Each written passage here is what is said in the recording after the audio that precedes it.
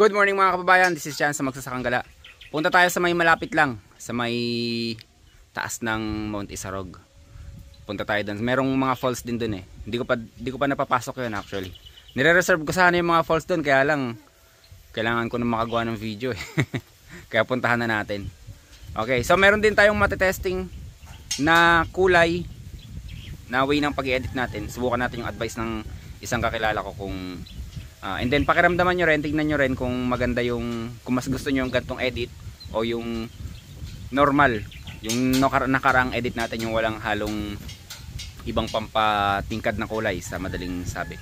Okay, mamaya ulit, bye bye. Makikita nyo yung bundok na yan doon sa taas, yung may maulap, dyan tayo pupunta. Magaganda ang mga falls dyan eh. Actually hindi ko pa sana nagagawa ng video yan eh, kasi nireserba ko talaga yung tigaon para sa special video natin, magiging special video. Kaya lang mukhang ito na yung panahon para puntahan eh. Puntahan na natin. Maganda dyan, ikutin natin.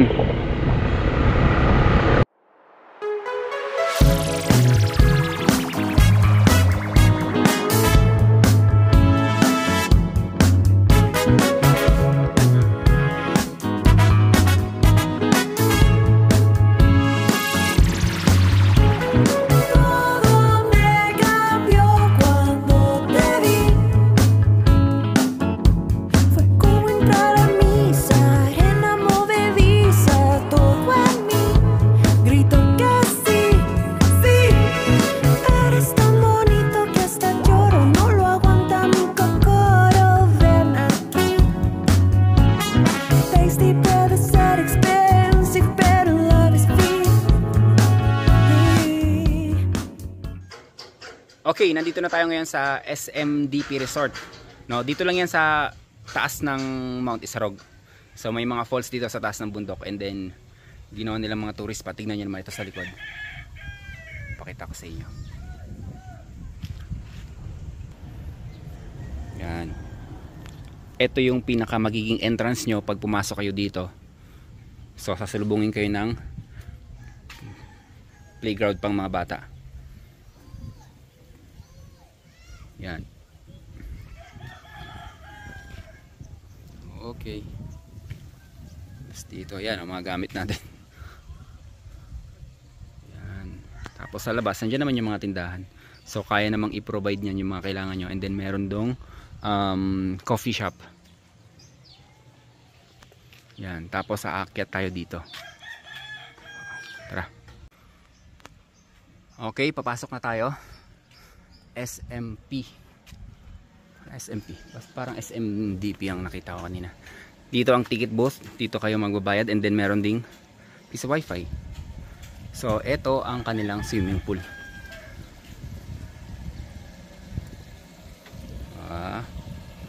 Manalo. Swimming pool at angkol. Kasi tanaw mo yung overlooking oh. Tanaw mo yun doon. Pakita ko sa inyo dun ha.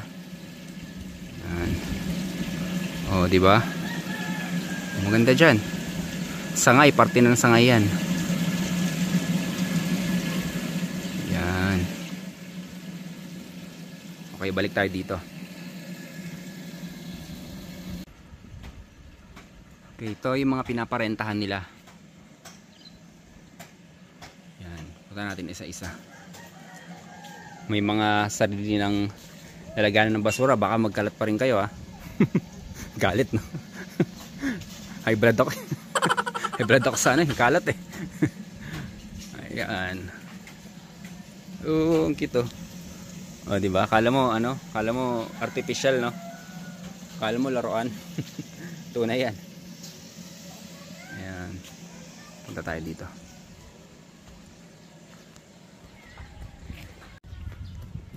Akitin natin to. Yan. Tadan! Wow! Ganda.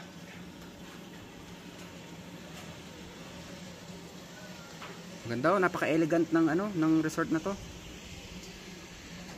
Napaka-elegante. Pag nirent nyo to, Oh, may video okay pa kayo. Ayan. At kasama niya pa si Muning, di ba Muning? Mahilap si Muning.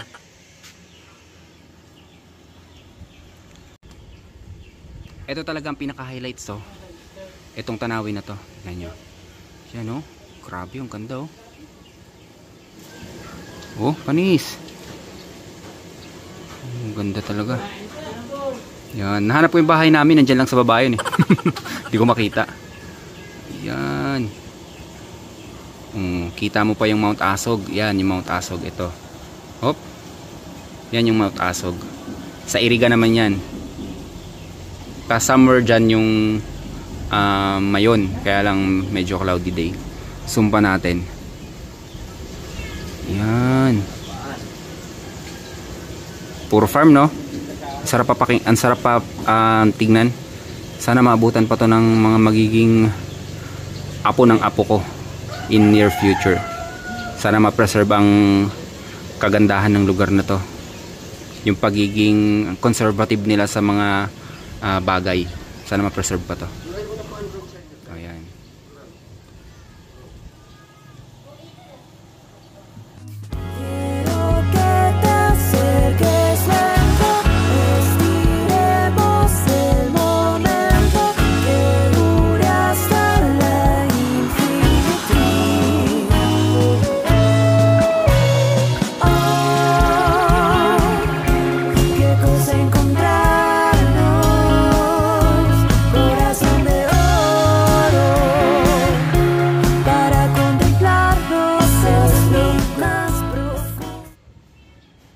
Puntahan naman natin dito.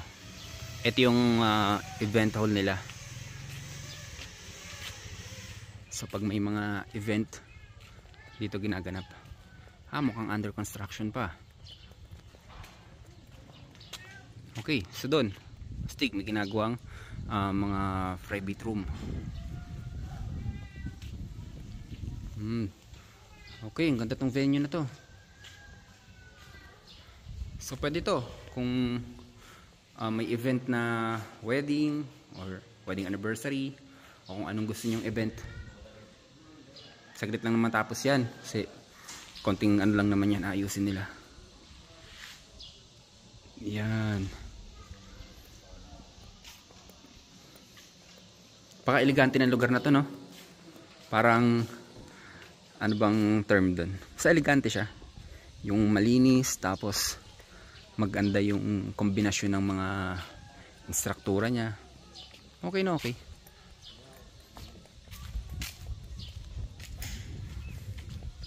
Yan. Dinedevelop pa nila masyado itong lugar na to. Ayos. Okay. Yung manok na pula. Mukhang tatama yan. Okay. Dito naman tayo. Yan. Puntahan natin to. Yan. Sir, dito po sir, magkano po dito? 2,000? 3,000 kapag night, ano? 2,300. Okay. Kasama na pa yung ilalim? Hindi po. Hindi pa. 1,2 po yung ilalim. Okay, 1,2 yung ilalim. 1,500 po paggabi. Paggabi, okay. Etong unahin natin sa ilalim. Etong ilalim, 1,2 kapag morning kayo nagpunta rito and then 1,5 kapag gabi. Okay na yan ha. Mura. Okay. Akit naman tayo sa taas.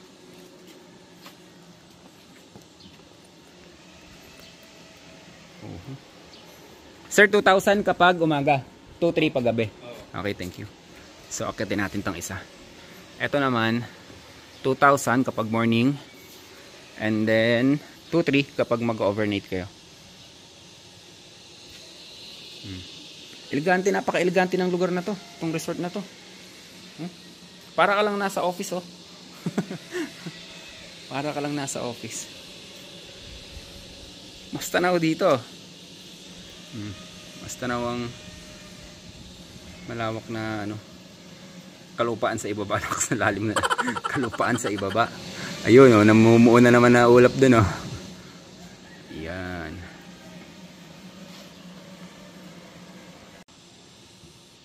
Puntahan pa natin dito banda. Okay, mga private room na to. Andito sa ilalim. Okay.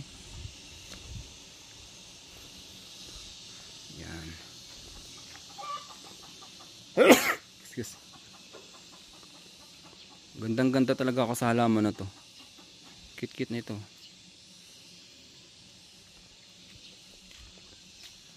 Oh, cute oh. Cute ang private room din. Ito rin oh. Oh, may kitchen pa. O baka quarter ng mga ano to, mga employee. Okay. Diretso pa tayo dito.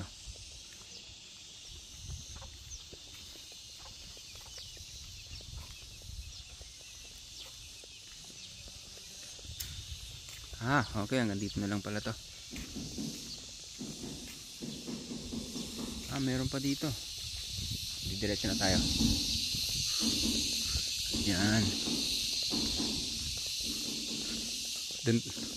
Doon tayo nagpark oh. Paikot pala to. Oh, parking area din to.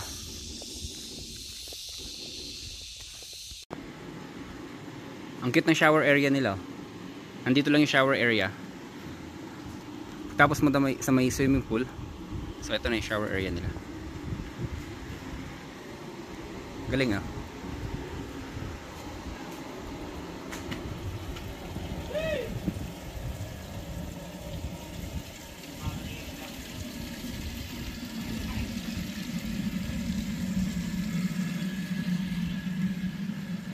Umulan. Pahinga muna tayo saglit. Pag tumila to, palipad tayo ng drone. Pero mukhang matagal bago tumila eh. Hintayin natin. Yun.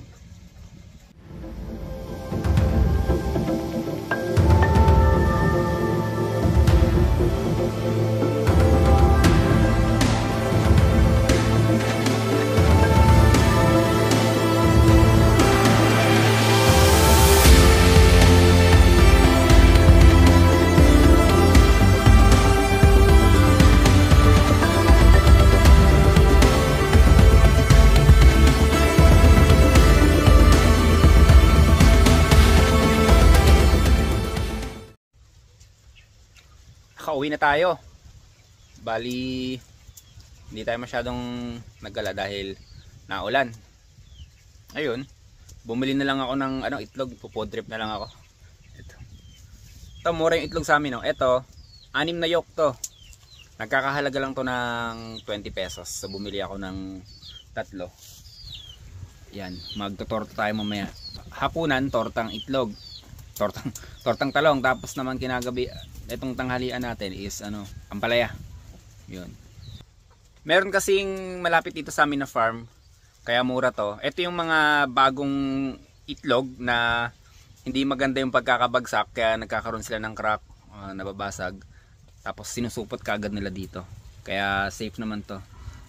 Safe naman to. Tsaka malinis yung farm na yon. Malaking farm yon dito. Malapit lang sa amin kaya mura. Masarap yung mag-leche plan.